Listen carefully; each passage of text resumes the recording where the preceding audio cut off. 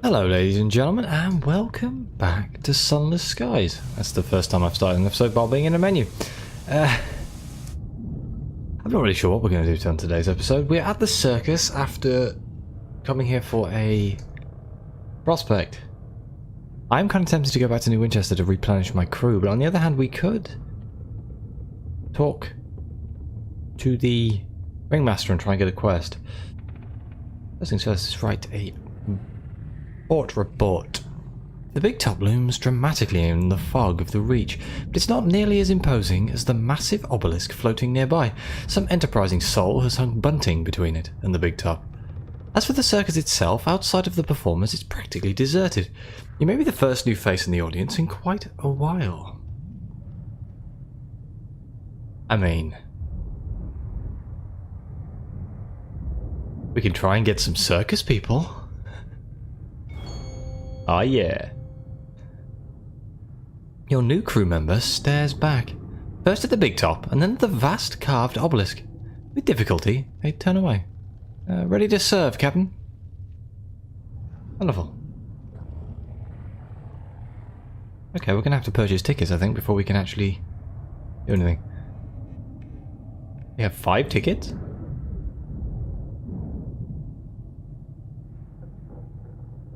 Huh. I guess we'll enter the big top, which is going to take 2 of the 5 tickets. The tent is practically deserted. No one in the meager, didn't know what that word was then, meager audience displays any enthusiasm, not even when the ringmaster thunders in on a horse-drawn calope. Then come the acts themselves. Oh dear. The humiliated musician's trapdoors fail to open, leaving his glamorous assistant notably unvanished. The bereaved acrobat swings from a single trapeze, the other hangs lonely and unused. The pensive clown fire-juggling axe ends in disaster, and not the humorous kind. The less said about the lion tamer, the better. He should recover. Let's visit the amusements. You spent some time watching the sideshow attractions. The amazing invisible flea circus is immediately disappointing. The circus's strong woman, on the other hand, is arguably too good for the place, effortlessly raising all manner of heavy things over her head. The problem is she makes it look so easy that the audience just shrug. It seems that the only thing she cannot lift is the mood. We just sneak into the tent. A pair of clowns whose painted-on smiles do not match their actual scowls spot you almost immediately. There is nothing funny about the heavy sticks they carry. You are less than politely escorted back to the big top. Perhaps if you were better known around here, they would be less concerned. I don't think there's anything I can do. Okay. Well, that's different. So, let's... Still need to find Lustrum. Let's go back to New Winchester. That's going to be the first thing we do. Fine. See if anything interesting is there. But I would really like to find Lustrum. It's got to be down south. Got to be. Also makes me think that Ibris has got to be around here somewhere, right? Because of all the fungal bits floating through the air.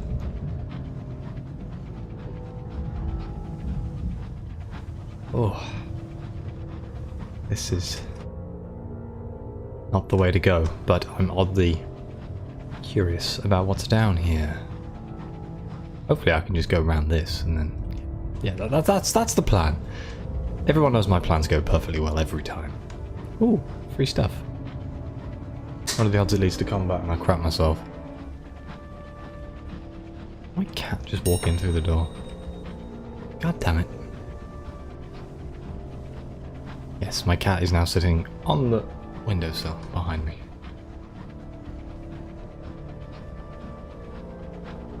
After smashing the door open. Thanks, bud. Tackety. An almost dead Tackety Scout. Hi. Oh, there's more than one of them. Let's not piss them off. There is a lot of Tacketies.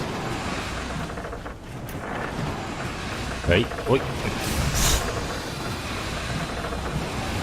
Oh, the UCE peace and quiet my ass. Oh my god, that thing's loud.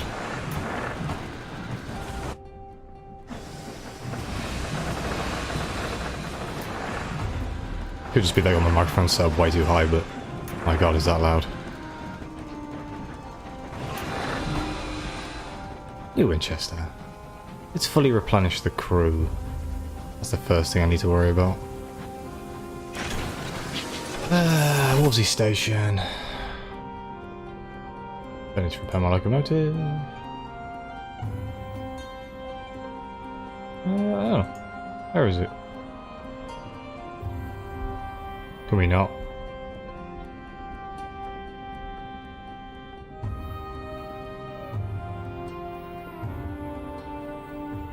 Can we not get more crew here anymore?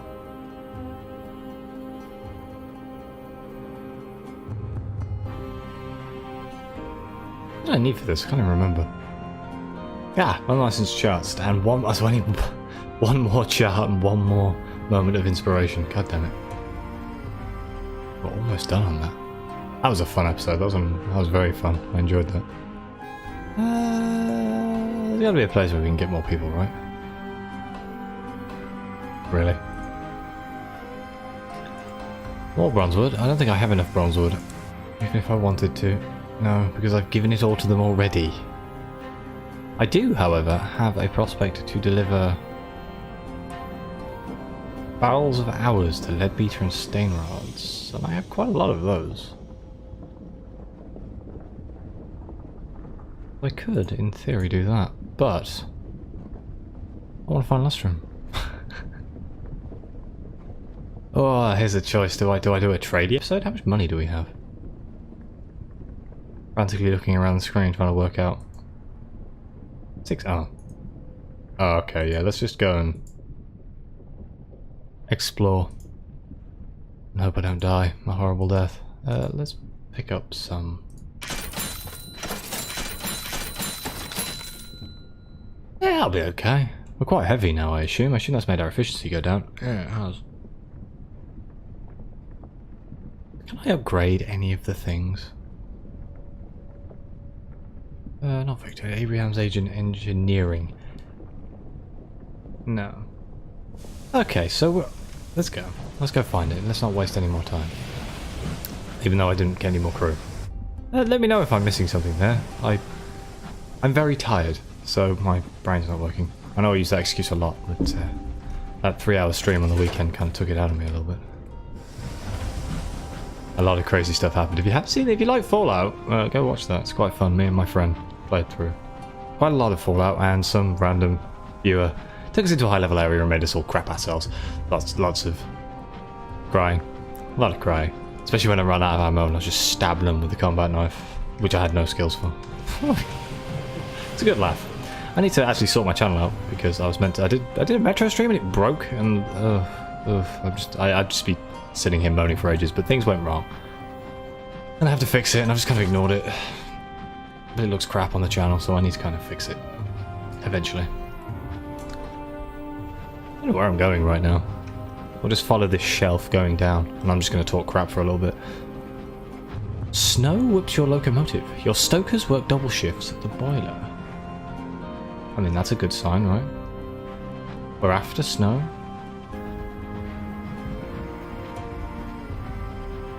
Oh, I love this biome so damn much. Is it a biome? I'm gonna call it a biome. This close to the mother of mountains, the sky grows cold. The crew don the gloves and hats. Cat coats and gloves, even. I don't even know where hats came from. Look at this, it's simply amazing looking. I love it. Caddy of dried tea. It could very well. Oh wait, why don't I just use the... That was a different noise. I guess it's a different bat. Oh, something dead ahead. Let's go check it out.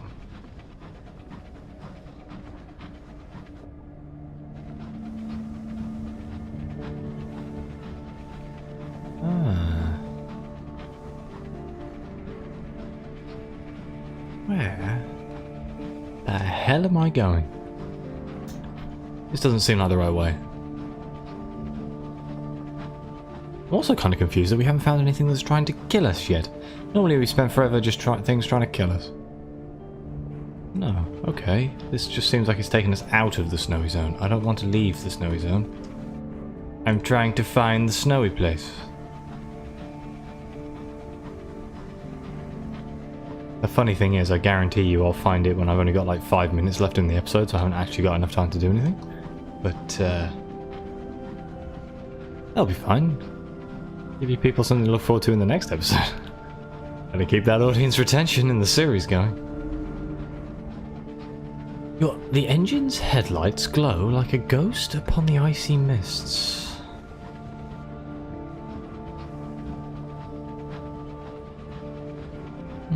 He's definitely found something. I just don't know what it is.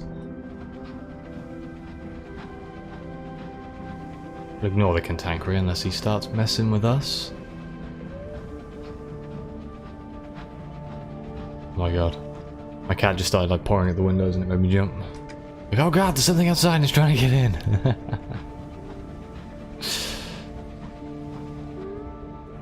Oh, can I get... Yes, I think I can get around this way. Oh, still got fuel, still got food.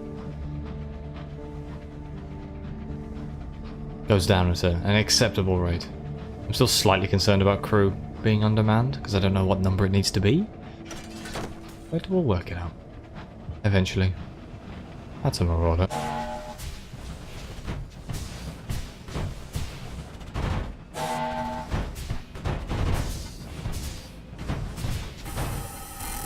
Overheated a little bit here, but yes, we got him. I'll deal with a marauder than a bloody scry spinster. You approach the buckled wreckage, poised to plunder the plunderers. Behind you, someone is humming a song of victory. Let's see what we can get. A fatally luminescent cage. Wonderful. Wonderful indeed.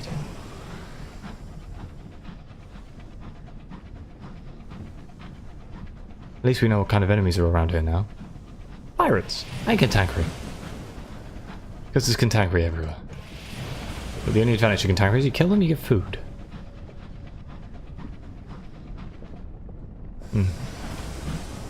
What is this? Oh, it's literally just that. I guess that kind of makes sense.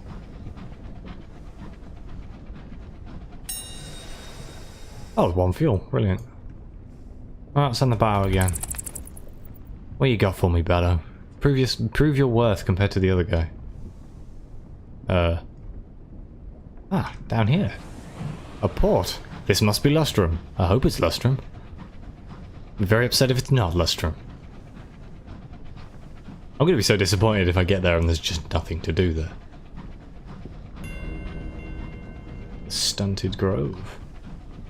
Ominously red. Is that what you're planning on wearing? I suppose it'll have to do. Oh, is this Karelian? This could very well be Karelian.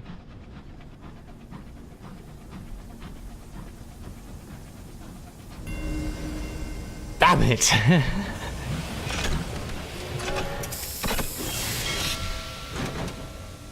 I don't really have anything I want to do here.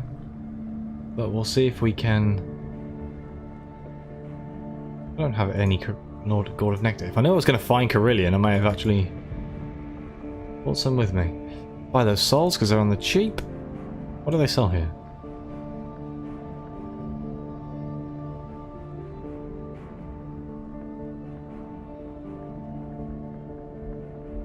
Yeah, I mean, this isn't the most cost-effective way of doing it, but...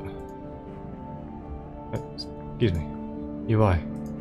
Please cooperate. 600. Sell them for 1,200. A profit margin. The presiding deviless takes your last gourd herself. Fabulous. We would hate the limitations of the penitents' vocal cords to obstruct their treatment. We prefer their confessions to at least be in tune.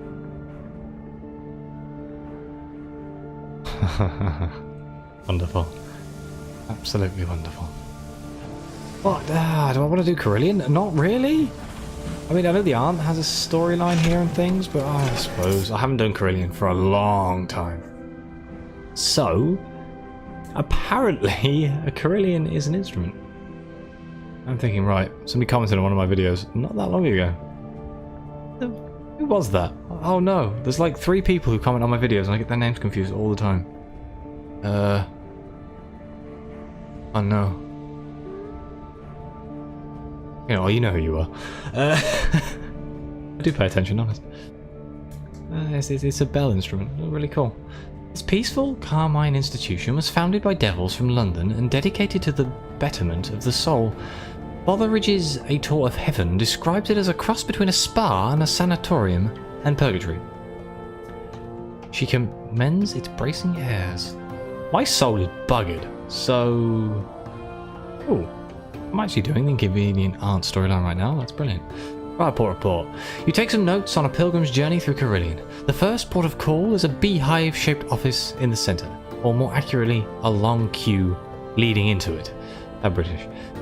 From there, the infernal attendants direct them to one of Karelian's 7 gardens to undergo penitences. They suddenly look penitent by the time they emerge. Presumably their souls are much improved. Not that you can tell.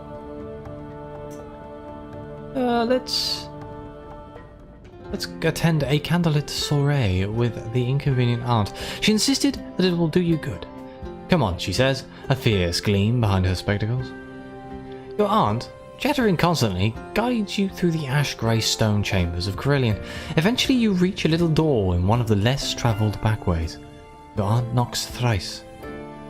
The door swings open. A severe, scarred old woman peers out. Bunty! Your aunt cries happily. After a brief introduction, Bunty ushers you inside. You emerge into a room with a high mirrored ceiling. Its dark panelled walls are illuminated by dripping crimson candles. Revolutionaries consort with ministry auditors. Devils drink with bright-eyed ministers of the new sequence. A famous Tackety general is highly occupied with a distinguished admiral. What has she brought you to? Let's look for the aunt. You duck between a pair of drunken lords toasting their family feud and follow the sound of boiled sweets being crunched. You are led deep into the bowels of the chamber. Your aunt is shamelessly eavesdropping on a conversation at the foot of a staircase. Her expression is aghast. You make out the words, the St. Dunstan's Rendezvous, the Company of 4, before your aunt notices you. Let's get out of here, she says, hurrying you away. Okay.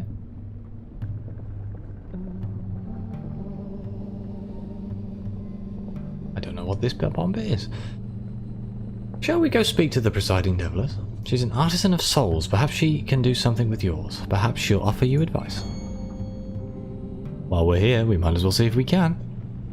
The presiding deviless works in an office shaped like a beehive, a stone and wickerwork building that stands all alone in the middle of Karelian's centre courtyard. She conducts intake interviews with new patients. One by one, after a long time in line, you reach her at last. Greetings, Doctor. How may we stretch, strain, purify, and strengthen you? Now you've come to Karelian. I don't suppose we can just throw it in the washing machine. Purchase an indulgence. The hell are indulgences?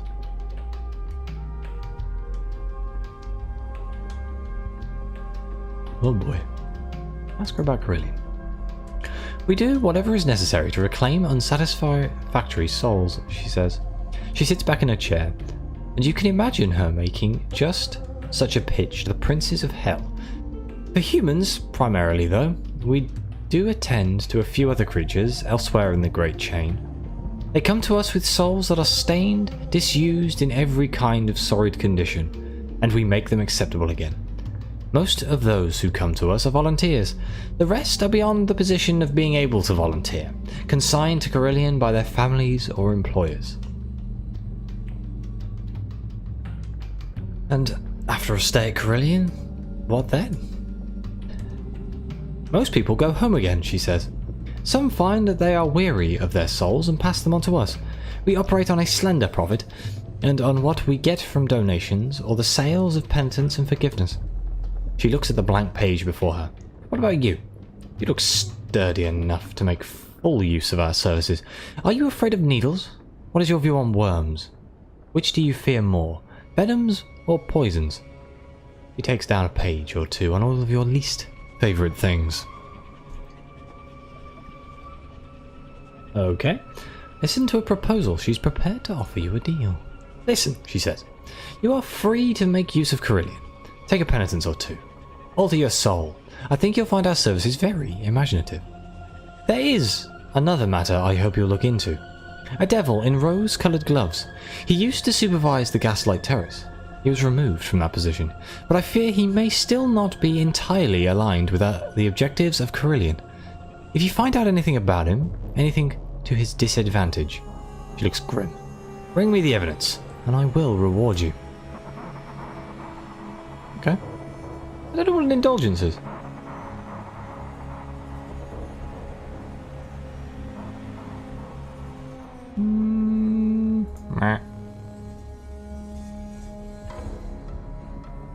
They were cheap.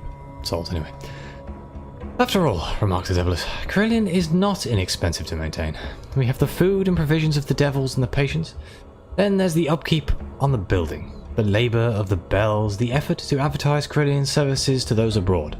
And you would not believe what we spend on devising the penitences themselves. I spend half the day on requisitions, pitchforks, tongs, ice soap by the hundredweight. With a donation of this scale, you can expect very substantial benefits from Karelian. Thanks. That was like less than 100 sovereigns. Come back if you have any other questions, says the Devil. She has already opened the next file on her desk. I'd like to actually... Oh dear. We are stained. I think we are actually, like, our soul is buggered. I don't remember where you see it. Is it profile?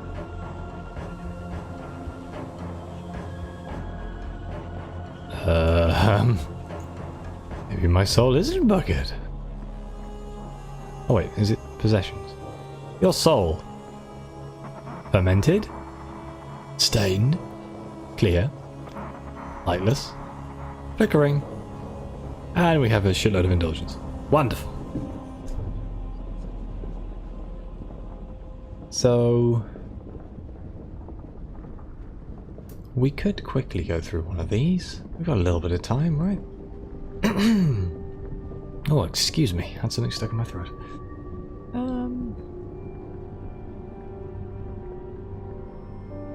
Sorry, I'm just reading these. I don't know which is the best one to get. Do we just do the Gaslight Terrace? Let's do the Gaslight Terrace. In a flow of ordinary folk, your companions are a lady in a buttoned cloak and a young male student. They talk among themselves about the seasonable warmth, and about how the yellowish glow of the lamps does not show blue silk to its best effect. Their words are commonplace, their hands folded and gloved, their opinions supplied by a respectable gazette. You have almost forgotten them, even while you are still walking together. The path descends by shallow steps to a broad terrace, as crowded as an imperial exhibition. Gaslight lampposts are scattered irregularly across the flagstone terrace. Between them are stations, each containing a patient receiving a treatment. The supervising devils tend to these stations, stopping first here and then there, like bees at flowers. Cure a lightless soul. What are you doing, cat? Yes, you better stop. Weird noises behind me again. I'm not used to having a cat in this room while I'm recording. Gain enlightenments. His name's Sherlock. I just call him Cat though. It's fine.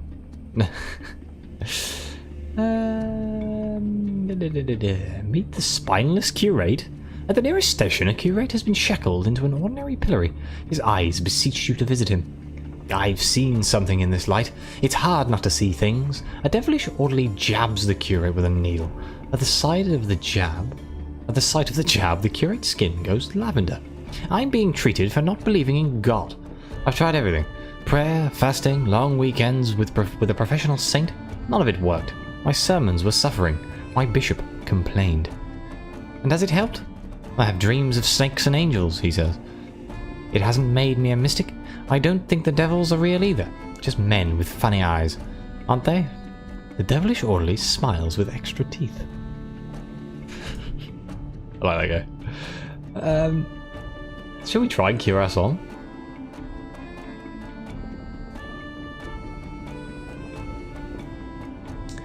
There are, of course, still a number of other things wrong with your soul, at least as far as the devils are concerned, but it's brighter than before. The soul has been rendered less flawed. I don't know what the downside is to a flawed soul. I know if I fix my soul, I can go speak to the lady in Eleutheria, the, not Karelian, that's where we are right now. Greek place. Ah, you guys know what I mean. Turn to the center of the Karelian. Shall we visit the bell garden? The ascent is rocky. The sound of chimes is audible all the way down here. You put your foot on the first step and a devil blocks you. Those who enter the bell garden must be in proper state of hygiene, Doctor, he says. Wouldn't want to make things worse for the poor sufferers. He washes his hands in the fountain. Stopping you must have been grubby work. You turned away from purity. Perform a ritual purification. Those who wish to enter the bell gardens must first undergo lustrations and prayers. First, remove your shoes. Wash your face from the fountain of fresh water and your feet in the basin of salt water. Walk across a patch of white sand, throwing a pebble over your left shoulder to baffle any ill-omened thing that might be following you. Then step in a hammock on a private balcony, where only other patients may enter. When you wake up, eat a plain white bread with salt crust. After all this, you will be ready. Okay. Did that count? Can I now go to the bell garden?